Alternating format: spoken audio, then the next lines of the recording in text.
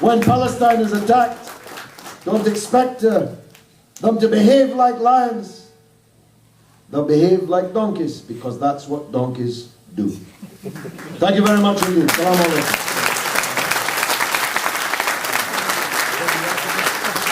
I'm sorry to say, the sisters, that young people, young Muslims, who many would have thought had no connection to Palestine, maybe had lost their way, were more interested in the Western temptations and so on.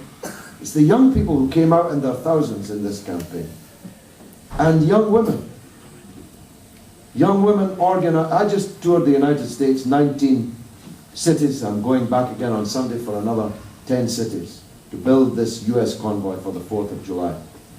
In every single city that I visited, it was young Muslim women who were the organizers of the rallies and the meetings.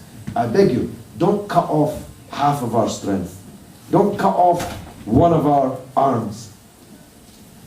We need women active, and we need women attending the events. And women are great fundraisers and great organizers. Let's involve our sisters, our daughters, our wives, our mothers in this great effort. So, I respectfully say to the elders, please encourage the young people. This Palestine question is a cause that is tailor-made for them. I don't know if you know this, I didn't know it until last night. But Palestine has the youngest population in the world. It has the highest proportion of young people in its population in the world. And I'll tell you something else I didn't know till last night. MashaAllah. 1,400 Palestinians were killed in the 22-day aggression, but more Palestinians were born in that 22 days than were killed. The Palestinians, MashaAllah, are producing children at a rate that no other people on the earth. Subhanallah. Subhanallah. So this is by definition a young person's cause. Encourage the young. Get your sons and daughters into this campaign, and nothing can stop us. I just make this point. Ismail and me have been doing this for a very long time, and neither of us is an Arab. There have been times Jerusalem was liberated, you know, by Salahuddin. Salahuddin was not an Arab. He had to come from outside the Arab world to liberate Jerusalem. Sometimes it falls to people outside the immediate area. And that's what's happening here. Who are the three great leaders in that 22 days? Hugo Chavez, a Catholic in South America. Ahmadinejad, a Shiite in Persia. And Erdogan, a Turk from the previous colonial rule. Not one Arab leader. I exempt Sayyid Hassan Nasrallah because although he's a great leader, he's not a head of government or state. Him accepted. Not one Arab leader was fit to tie the shoelaces of Ahmadinejad, Erdogan, or Chavez. So we have to come to the rescue of the Palestinian people.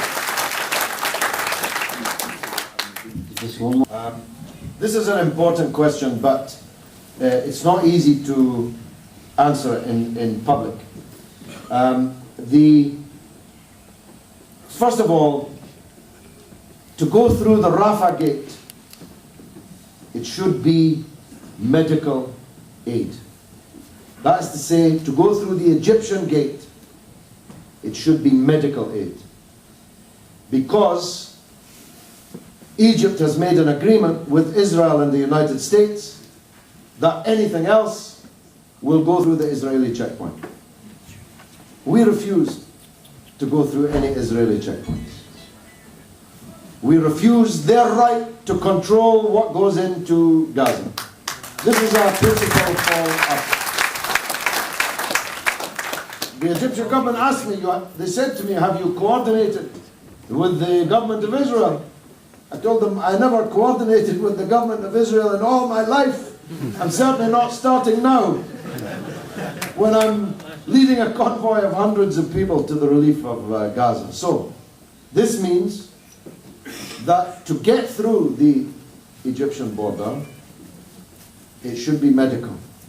Now, the idea that medical is only medicine is ridiculous. And we successfully argued. For example, we had a huge generator worth £50,000 from Bolton. And I spent weeks arguing that this was medical, because it was going to power a hospital. Now, I won that argument, but I might not win it next time. But generators is actually the most desperately needed physical thing. If I was sure to get it in, I'd say, bring nothing but generators. Because Israel controls the fuel and controls the electricity. And the people are operating in the dark in the hospitals and so on. But if we turned up with 500 generators, definitely we would not get in. So we have to carefully coordinate with each other what we're bringing. And the other reason it's not easy to say in public is the most important thing they need in Gaza is money. Because all these doctors, nurses, policemen, teachers, fighters haven't been paid for months, some of them years. Russia, which from the European Union, from the United States, from the Arab states, doesn't give it to Gaza because the people in Gaza did a different way. Make yourself fat with money down your jumper as you go into Gaza. We'll do everything we creatively can to get designated as medical everything that we can conceivably get designated as medical. And we have some experience of that now. That night in Al Harish, they tried to take all our things away from us. But by, as I said, that combination of courage, and smartness, and negotiation, and the soft hearts, let's be fair, of the Egyptian officials who didn't want to do what they were being ordered to do, we managed to get across with all but 2 of our vehicles and with 95% of our goods. So, with a bit of luck, if we keep doing this often enough, we'll get better and better at it. And repetition is, of course, a great thing. The woodpecker knows that you keep knocking, eventually you will force your way through. Thank you very much.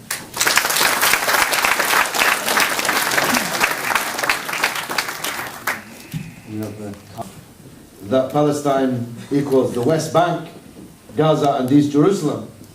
It would be a crime that we would be committing if we started to care only about Gaza.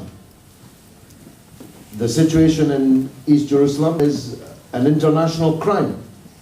I mean, literally an international crime. There's no question about it. It is an absolute breach of international law to be ethnically cleansing the occupied territory of East Jerusalem.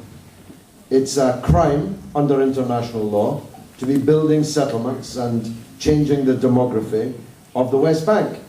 And now the Israelis have elected a government that is not just going to do that, as the previous governments did, but is openly boasting that it's going to do it. And so we have to keep our eye on Palestine as a whole. But it's undoubtedly true that Gaza is in a special position at the moment, that it is the one that's besieged, most particularly, and it's there that the people are, in some cases, literally starving. Your other point, sir, was what? What currency? Currency. Dollars.